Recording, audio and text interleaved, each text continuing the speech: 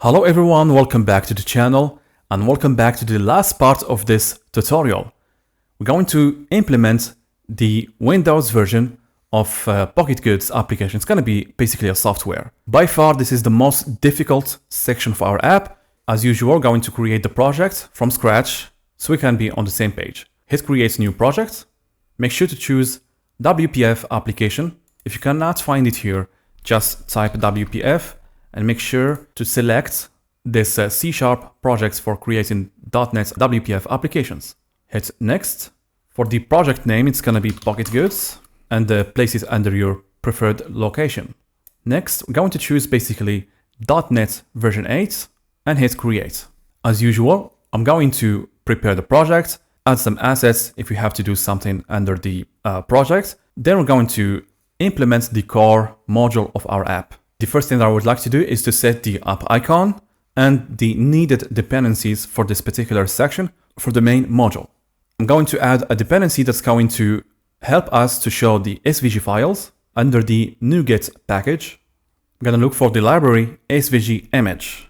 Make sure to choose this particular one and hit install. In the parent folder, I'm going to create a new folder. I'm going to call it assets. I'm going to place here the icon that I've prepared for this tutorial. Try to follow along by using the dedicated branch under the GitHub repository for this particular project. You can find the assets over there. This is the app icon that I've prepared for this project. Let's set this icon as the application icon. And we have to include basically this app icon under the resource section of our application. I don't think that we have to do anything else in this particular main module of our application. We have just set the app icon. Basically, we're going to copy this in the binary folder of our app. And again, we're going to proceed with multi-module feature-driven approach as we have done in the previous applications. I don't have to say that over and over again. We're going to do pretty much the same thing to shed light on the difficulty of making cross-platform applications from scratch using the native languages. Now, how to create a module? It's pretty simple. Right-click on Pocket Goods project and add a new project. All right. Make sure to choose the WPF class library.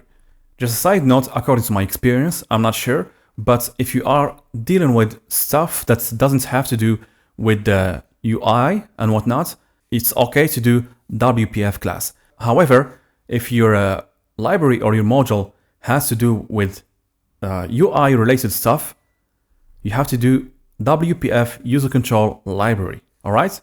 In this case, we're going to choose WPF class library since we're not going to interact with anything that has to do with UI.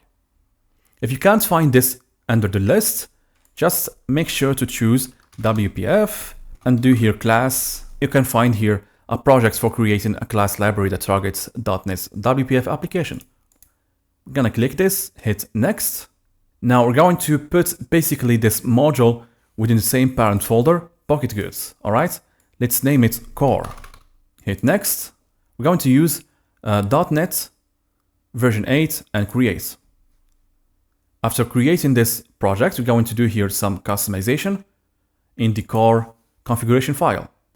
Let's make sure that we have the same version or the target framework as done here. Let's open the Pocket Goods and we have .NET 8.0 Windows. It has to be the same value here. We need to install Community Toolkit that's going to allow us to handle view models and other stuff. It's not meant only for the view models. I have used this particular library in multiple projects, which is very helpful. To add this project, select Core, Manage NuGet Packages, look for Community Toolkit MVVM. As you can see here, the amount of downloads, 14.5 million downloads, which speaks for itself. And install the package. Accept, why not? The next library, the library is going to be responsible for caching our data.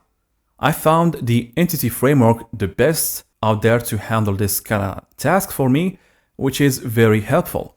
Entity Framework, make sure to install this particular one. It has 1.75 billion downloads. Wow. Install. We need the proxies and SQLite for the Entity Framework. We have to install this and the tools for entity framework and tools, and we have to look for proxies. We need the dependency injection library for this. We're going to use Microsoft Extensions Dependency Injection. Make sure to choose this one, Microsoft Extension Dependency Injection. And we need System Reactive to implement under Entity Framework our own stream of data.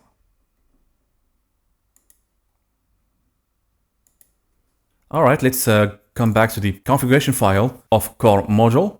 I think that we need another dependency for framework core, which is the design library. Install. I think that's pretty much it. And because we have installed design, I'm gonna delete this one, or you can just delete it from the manager.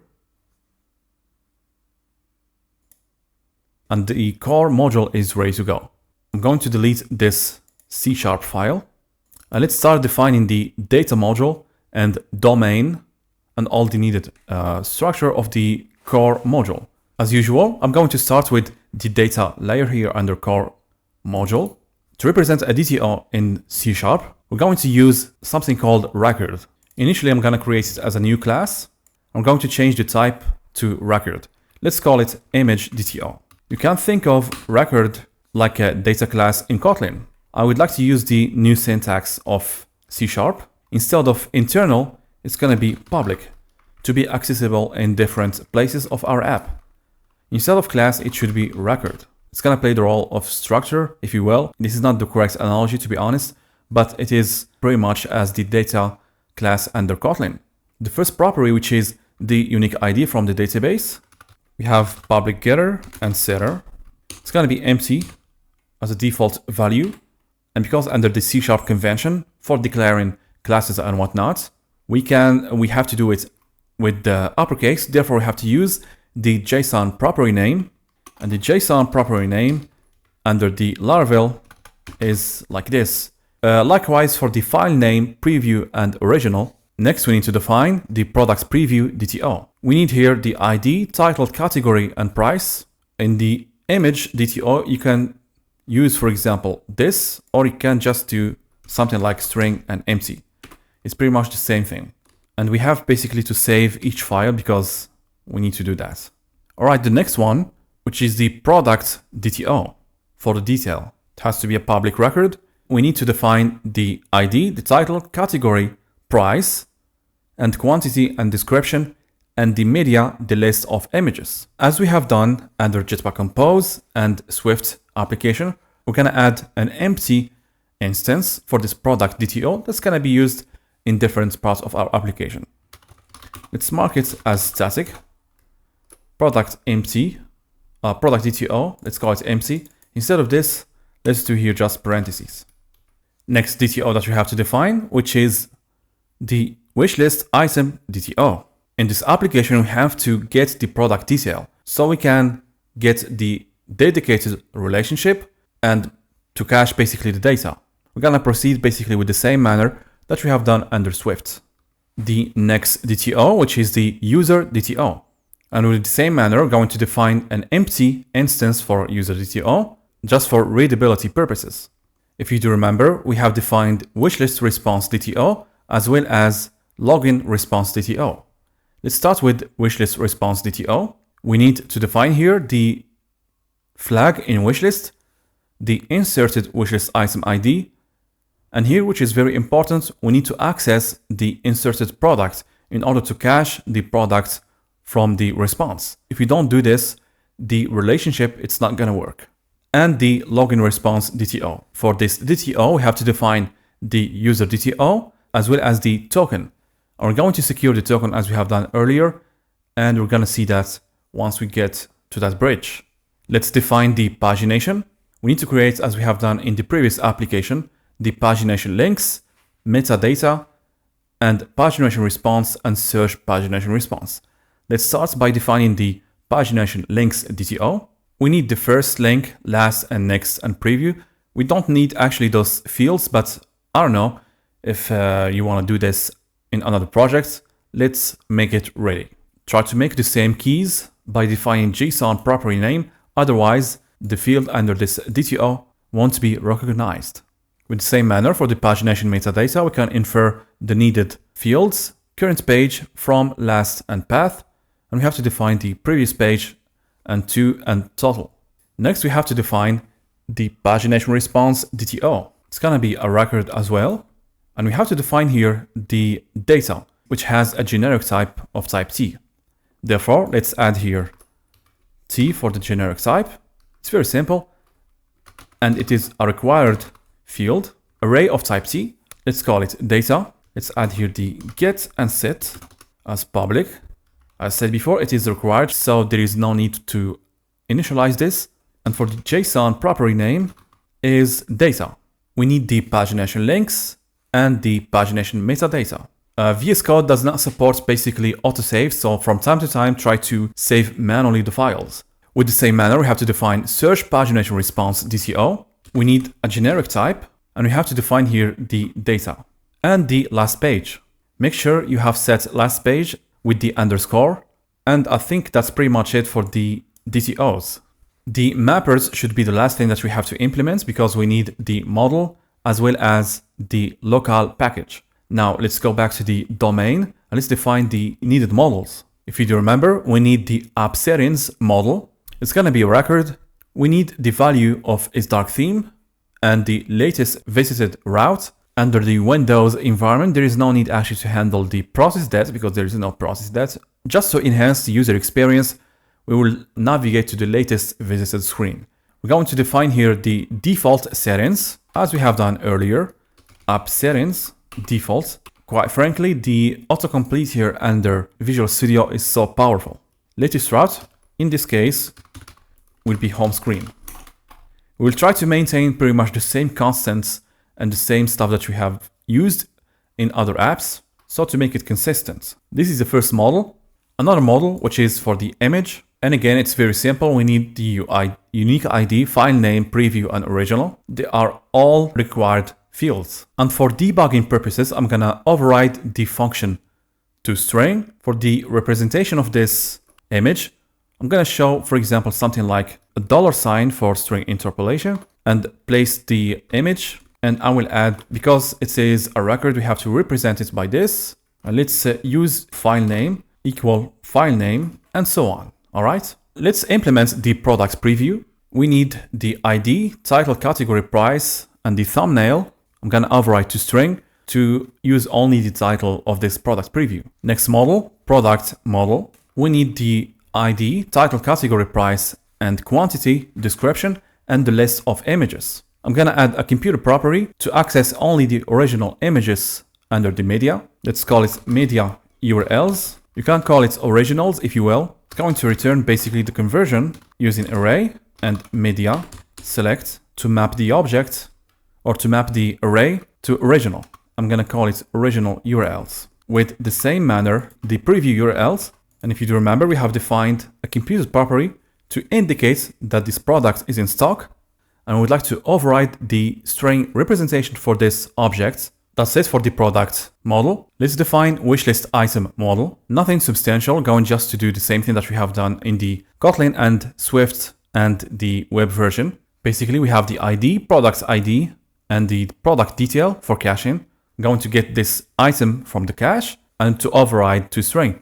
Now we can safely implement the user model. We need the ID, name, email, and email verified at of type date time. And the list of the wishlist item, I'm gonna call it wishlist. I'm gonna add here a computer property to indicate the wishlist item count. I would like to define an observable collection so we can keep track of the product ID from the wishlist of type long.